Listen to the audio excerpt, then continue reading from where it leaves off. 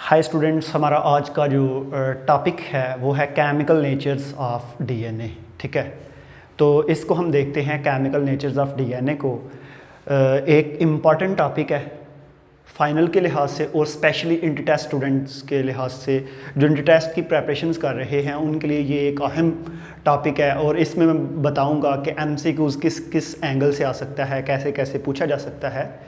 तो हम इसको स्टार्ट करते हैं। सबसे पहले केमिकल नेचर्स, जो केमिकल वर्ड्स है ना, इसको हम रिलेट करते हैं केमिस्ट्री से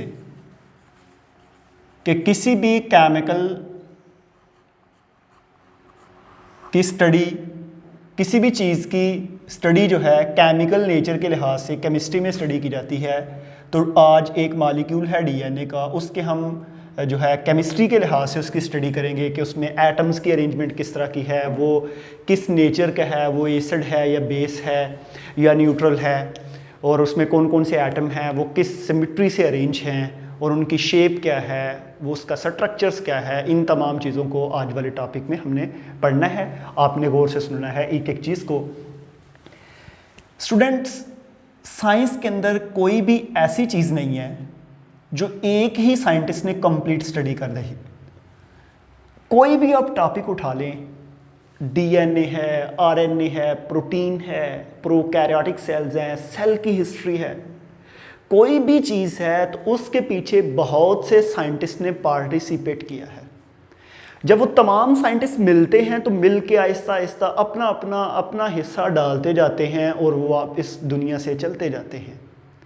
तो जब भी हम डीएनए की बात करते हैं, फर्स्ट ईयर में चैप्टर सेकंड में हमने डीएनए के बारे में पढ़ा था कि हमारे पास एक साइंटिस्ट था जिसका नेम था फ्रेडरिक मिस्चर।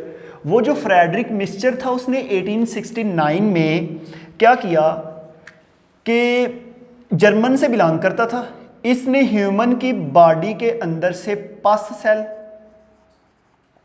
और फिश के स्पर्म सेल, फिश जो है वो एक फिश है साल्मोनेला, उसके स्पर्म सेल और ह्यूमन की बॉडी के पस सेल्स, दोनों सेल्स की स्टडी की न्यूक्लियस के अंदर। कब? 1869 में। और न्यूक्लियस डिस्कवर्ड कब हुआ था? 1831 में रॉबर्ट ब्राउन ने न्यूक्लियस को डिस्कवर किया था।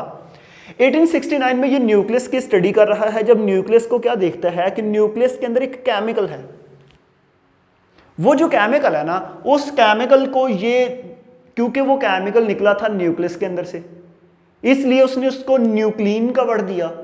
और बाद में क्या देखा कि उसकी नेचर जो है वो एसिडिक है और उसको क्या दिया? Nucleic acid. ऐसा एसिड जो न्यूक्लियस के अंदर पाया जाता है उसको हम कहते हैं न्यूक्लिक एसिड्स। उस वक्त न्यूक्लिक एसिड डिस्कवर्ड हो गया और इसके ऊपर वर्क जो है वो इतना नहीं हुआ। मतलब कि स्टूडेंट्स ने जो वर्क है वो जितने भी साइंटिस्ट थे उन्होंने इसके ऊपर इतना कोई खातिर ख्वाह काम नहीं किया। 1869 में ये डिस्कवर्ड हो गया। आफ्टर 50 ईयर्स, तकरीबन 50 साल के बाद, एक साइंटिस्ट है जिसका नेम है P.A. लिवन।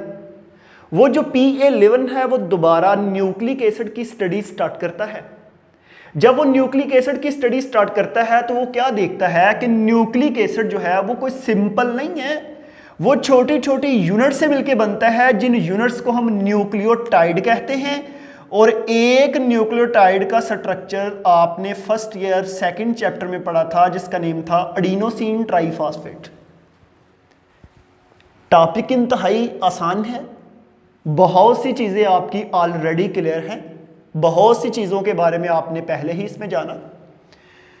न्यूक्लियोटाइड का जो स्ट्रक्चर्स होता है उसमें आपको पता है कि एक 3 सब यूनिट्स होती हैं उसकी, राइबोस शुगर, फास्फेट ग्रुप और नाइट्रोजिनस बेस।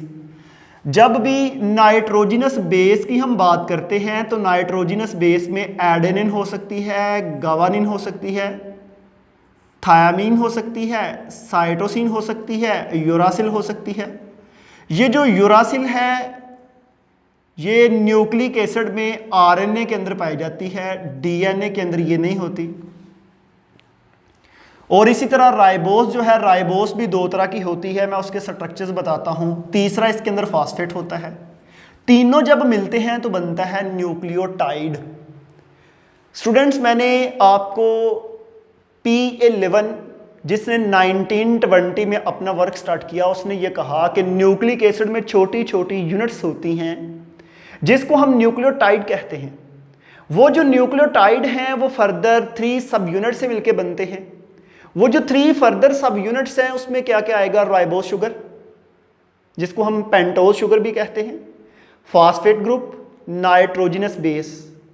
ठीक है, अब ये जो तीनों ही सब यूनिट है इनकी हम फर्दर डिटेल देखते हैं कि इसकी फर्दर डिटेल क्या है। ठीक है जी, मेरे पास यहां पे 2 राइबोस शुगर हैं, एक का नेम है डीऑक्सी राइबोस और दूसरे का नेम है राइबोस। राइबोस शुगर को हम पेंटोज शुगर भी कहते हैं।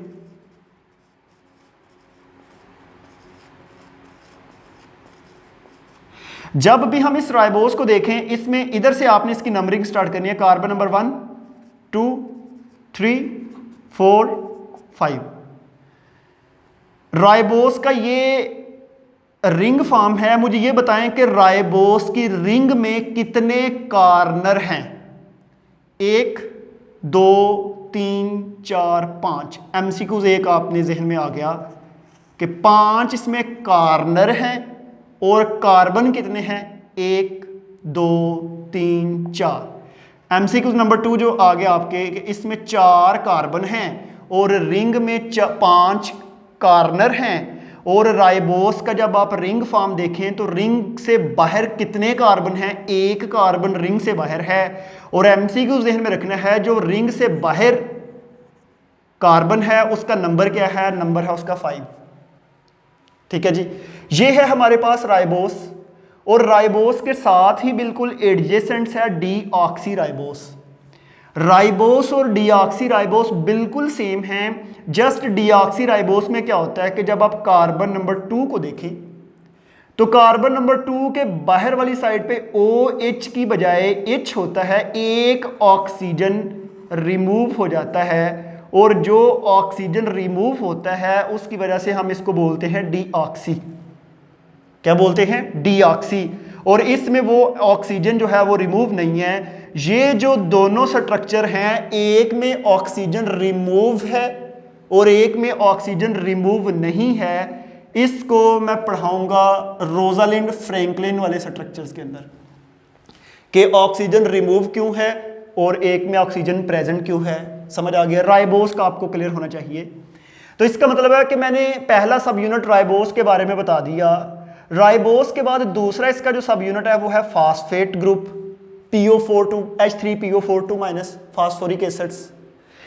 इसका दूसरा सब यूनिट है फॉस्फेट और तीसरा सब यूनिट है इसका नाइट्रोजनस बेस। अब मेरे पास टोटल 5 नाइट्रोजनस बेस हैं, एडेन, गावानिन, थायामीन, साइटोसिन, यूरासिल। ये जो पहली 3 है ना, एडेनिन, गावानिन, थायामीन और साइटोसिन, ये जो पहली 4 हैं ये पाई जाती हैं DNA के अंदर। और एडेनिन, गावानिन, साइटोसिन और यूरासिल, ये जो 4 हैं, मीन के थायामीन जो है ये छोड़ के बाकी 4 जो हैं ये पाई जाती हैं RNA की बॉडी के अंदर। ठीक है, अब हम इनका स्ट्रक्चर्स देख लेते हैं कि इन जो मैंने 5 नाइट्रोजनस बेस का नेम लिया है, टोटल हमारे पास 5 हो गई जी नाइट्रोजनस बेस। जब आप इन 5 नाइट्रोजनस बेस को देखते हैं स्टूडेंट्स, इन बेसिस के आपने ये स्ट्रक्चर्स भी तैयार करने हैं, ये आपको स्ट्रक्चर्स बनाने आने चाहिए। मैंने 5 को ड्रा किया है, एडेनिन, गावानिन, साइटोसिन, यूरासिल, थायामीन। एक चीज आपने ये जहन में रखनी है कि जो एडेनिन और गावानिन है ना, इसमें 2 रिंग हैं, एक रिंग और ये 2 रिंग, एक रिंग और ये दूसरा रिंग। एमसीक्यू सुने, एडेनिन का एक रिंग जो है वो है हेक्सागोनल, उसके 6 कॉर्नर हैं। और एडेनिन का जो दूसरा रिंग है वो है पेंटागोनल, उसमें 5 कॉर्नर हैं। और एडेनिन डबल रिंग स्ट्रक्चर्स है, गावानिन डबल रिंग स्ट्रक्चर्स है। इसी तरह अगर हम देखें साइटोसिन को, यूरासिल को और थायामीन को, तो ये तीनों ही सिंगल रिंग स्ट्रक्चर्स हैं और ये तीनों ही हेक्सागोनल हैं। एमसीक्यूज फिर आपका इंटर टेस्ट में भी जहन में रखना है कि आपके पास हेक्सागोनल कौन सी हैं, जस्ट हेक्सागोनल, साइटोसिन, यूरासिल और थायामीन। आपके पास वो कौन सी हैं जो हेक्सागोनल और पेंटागोनल हों, तो दो हैं, एडेनिन और गवानिन। एक चीज और कि ये जो 5 हमारे पास नाइट्रोजनस बेसिस है ना, इसको हम 2 ग्रुप में कैटेगराइज करते हैं। पहली 2 जो हैं जिसमें डबल रिंग है उसको हम बोलते हैं प्यूरीन, और जो अगली नीचे वाली 3 हैं जिनमें सिंगल रिंग्स हैं उसको हम बोलते हैं पायरीमिडीन। क्या बोलते हैं? पायरीमिडीन। तो ये जो हमारे पास हो गया जी, प्यूरीन भी हो गया, पायरीमिडीन भी हो गया, न्यूक्लियोटाइड्स भी हो गया, ribose sugar, phosphate group, nitrogenous bases के बारे में आपको मैंने बता दिया। इसमें मैक्सिमम जो पार्टिसिपेशन है वो आपके PL11 ने 1920 में की थी। जो इंग्लिश साइंटिस्ट था जो पहला है, ये जर्मन था। जर्मन से जितने भी साइंटिस्ट बिलोंग करते हैं उसको हम डच साइंटिस्ट कहते हैं। आपने बहुत से साइंटिस्ट जो हैं डच स्टडी किए हैं। जिस तरह आपने एक स्टेनिंग का प्रोसेस पढ़ा था बैक्टीरिया के अंदर, वो भी डच साइंटिस्ट ने किया हुआ है। एक आप और साइंटिस्ट पढ़ा था अपनी सेल की हिस्ट्री के अंदर जिसने ओमनी सेलुला, ई सेलुला, अगस्त विजमैन से पहले जो है रोडोल्फ वर्चू, वो भी एक डच साइंटिस्ट है। तो ये एक डच साइंटिस्ट था जिसने डिस्कवर किया। तो ये मैंने ना PL11 की थोड़ी सी हिस्ट्री आपको बताई और PL11 का कुछ contributions in chemical natures of DNA में इसने पार्टिसिपेट करवाया। अब यहां पे एक चीज है, न्यूक्लियोटाइड के 3 सब यूनिट मैंने बता दिए, तीनों के मैंने स्ट्रक्चर्स भी बता दिए। अब मैं बताने लगा हूं कि ये तीनों यूनिट आपस में अरेंज कैसे होते हैं और फिर न्यूक्लियोटाइड कैसे बनता है। जब भी आप इन स्ट्रक्चर्स को देखते हैं तो मेरे पास ये एक है जी राइबोस शुगर, ये है इसकी कार्बन नंबर 1, ठीक है जी। क्योंकि अगर आप देखें यहां पे ये राइबोस शुगर है, ये इसकी कार्बन नंबर 1 है। कार्बन नंबर 1 पे ऊपर OH है और नीचे H है, मीन के ऊपर हाइड्रोक्सिल ग्रुप है। इसके ऊपर यहां पे हाइड्रोक्सिल ग्रुप था, इसके ऊपर जो हाइड्रोक्सिल ग्रुप है बेस आई नाइट्रोजनस बेस, वो एडेनिन, गवानिन, थायामीन, साइटोसिन, यूरासिल, व्हाटसएवर कुछ भी हो। जब ये नजदीक आई तो यहां से एक वाटर मॉलिक्यूल रिलीज हुआ और इसका दरमियान से बॉन्ड बन गया। मुझे आप ये बताएं कि नाइट्रोजनस बेस जो है वो राइबोस के किस कार्बन पे अटैच होती है? MCQs बताएं। कार्बन नंबर 1 पे, अंडरस्टैंड। उसके बाद तीसरा जो इनका सब यूनिट होता है जिसको हम फास्फेट ग्रुप कहते हैं। सेम इसी तरह फास्फेट भी आया, कार्बन नंबर 1, 2, 3, 4 और 5। ये जो 5 कार्बन है इसके साथ वही मैकेनिज्म होगा कि सेंटर से एक वाटर मॉलिक्यूल रिलीज होगा और फास्फेट यहां पे अटैच हो जाएगी। हमारे पास न्यूक्लियोटाइड कंप्लीट हो चुका है, ठीक है। अब मुझे ये बताएं, in case of nucleotide formations nitrogen attached on carbon that present in ring. ये बताना है कि जो नाइट्रोजनस बेस है ना वो जिस कार्बन के साथ अटैच होती है वो रिंग में है, और जो फास्फेट ग्रुप है वो जिस कार्बन से अटैच होता है वो रिंग से बाहर है। और वो कौन सा कार्बन है? Carbon number 5। और दूसरा जिसपे जिसपे नाइट्रोजनस बेस अटैच होती है वो कौन सा है? कार्बन नंबर 1, ठीक है जी। अब मेरे पास ये एक न्यूक्लियोटाइड कंप्लीट हुआ और एक न्यूक्लियोटाइड मेरे पास ये है नीचे वाला कार्बन नंबर 1। ये जो है इसका कार्बन नंबर 1, इस पे है बेस। कार्बन नंबर 2, 3, 4 और 5, ये जो 5 है इस पे इसका फास्फेट ग्रुप।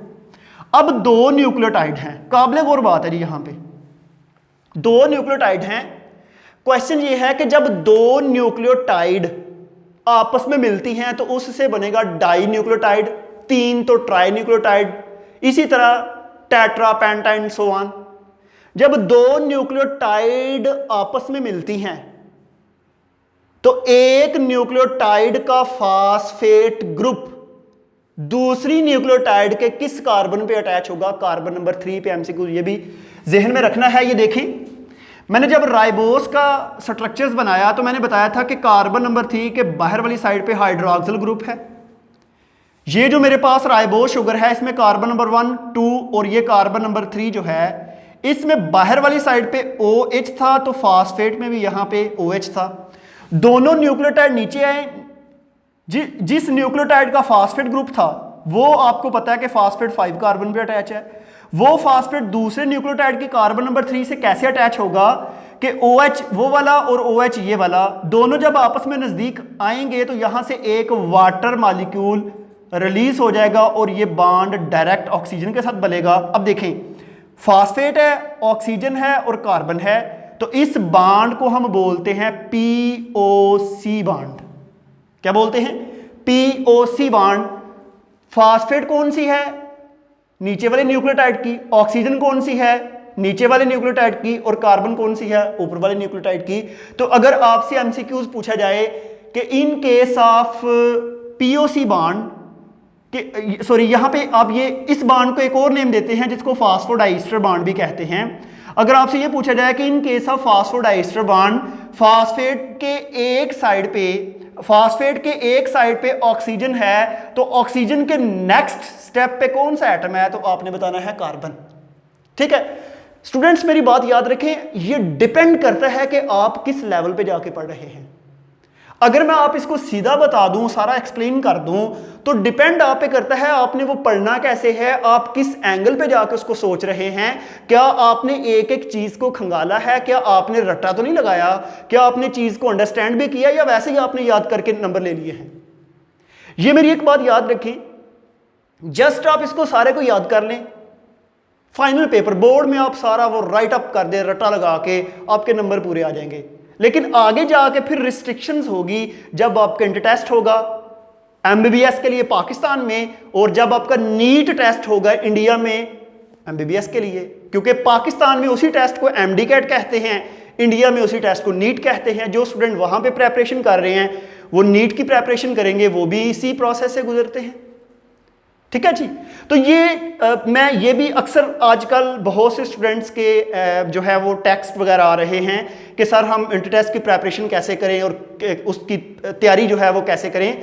तो स्टूडेंट बात इस तरह है कि आपने हर चीज़ याद की हुई है, अब डिपेंड करता है कि आप चीज़ों को रिलेट कितना करते हैं और चीज़ों को कितनी डेप्थ में जाके पढ़ते हैं, ये आप पे डिपेंड करता है। क्योंकि हम यहाँ पे जब पढ़ाते हैं तो हम हर चीज़ को हर वक्त उस डेप्थ के साथ नहीं बताते, क्योंकि मोस्टली हम जो है वो चीज़ को पढ़ा देते हैं, लेकिन फिर ये आपकी जिम्मेदारी है कि आप जो है कितना कंसर्न करते हैं और कितने कितने क्वेश्चन किस किस एंगल से पूछते हैं। तो अल्लाह ताला ने आपको बड़ा टाइम दिया, बड़ा मौका है, जो इंटर टेस्ट की प्रेपरेशन कर रहे हैं अच्छे से तैयार करें। और वो स्टूडेंट जो अभी सेकेंड ईयर में प्रमोट हुए हैं उनके पास अच्छा खासा टाइम है, और उनके पास टाइम भी एक अरसे तक है जिसमें उसका सारे रिजल्ट फर्स्ट ईयर वाला भी काउंट होगा।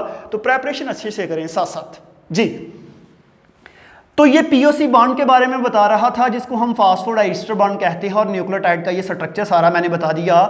तो स्टूडेंट्स ये जितना भी मैंने आपको सारा बताया है ना, अभी भी अगर मैं आपको MCQs बताना चाहूं तो कोई 10 ऐसे MCQs हैं जो डिफरेंट एंगल से पूछे जा सकते हैं। लेकिन अब ये मैंने आपको राह दिखा दी है कि आपने ऐसे इसको चेक करें, इसकी प्रेपरेशन करें, इंशाल्लाह आपको बेनिफिट होगा। तो नेक्स्ट मैंने आपको बताया था कोई भी केमिकल्स है, कोई भी चीज़ है, एक साइंटिस्ट उसमें अकेला जो है वो कंप्लीट वर्क नहीं करता, डिफरेंट साइंटिस्ट पार्टिसिपेट करते हैं। 2 का मैंने बता दिया कि DNA में उन्होंने क्या क्या बताया। आगे हम चलते हैं एर्विन चारगैफ की तरफ कि एर्विन चारगैफ जो है ये इसने क्या पार्टिसिपेशंस की। 1953 की बात है या 51-2 इन 2-3 सालों में इसने रिसर्च की इसके ऊपर, DNA के ऊपर।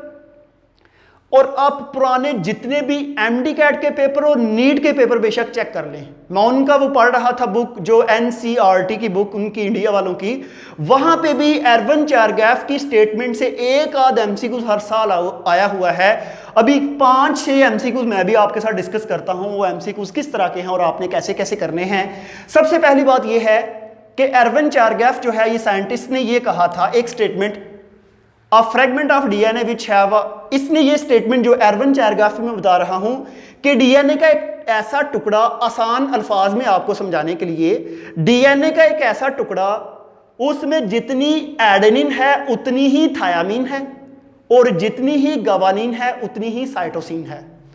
याद मेरी बात को जरा गौर से सुनना है।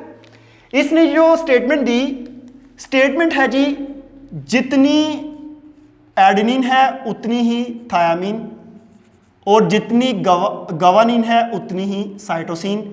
ये स्टेटमेंट दी थी एरवन चैरगाफ ने। अब जरा मेरी बात को जरा गौर से सुने सब बच्चे। एमसीक्यू जो नीट में या एमडी कैट में है वो ये है कि हमारे पास एक डीएनए का टुकड़ा है, उसमें एडेनिन की तादाद है 10%। बताएं जी साइटोसिन की परसेंटेज कितनी है उस डीएनए के टुकड़े में।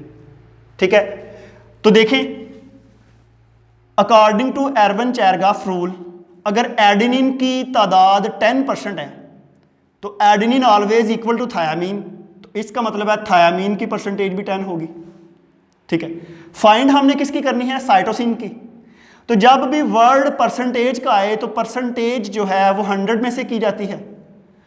एडेनिन और थायामीन को टोटल करें तो दोनों बन जाते हैं 20%। 100 में से 20 निकाल दे तो बाकी 80%। 80% दो चीजें हैं, मतलब कि गवानीन और साइटोसिन। इसमें 40% साइटोसिन है और 40% गवानीन है। ये जो हमारे पास, इसी तरह अगर मैं कहूं कि मेरे पास एक डीएनए का टुकड़ा है, उस डीएनए के टुकड़े में साइटोसिन की तादाद जो है वो है जी 2.5%। बताएं जी एडेनिन की कितनी परसेंटेज है। तो देखिए स्टूडेंट, क्योंकि according to Erwin Chargaff cytosine always equal to guanine. Cytosine अगर 2.5 है तो गवानीन भी जो है 2.5 होगी, और पीछे हमारे पास दो रह जाते हैं, एडेनिन और थायामीन। इन दोनों को जमा करें तो 5। अगर 100 में से 5 निकाल दे तो पीछे रह जाता है 95।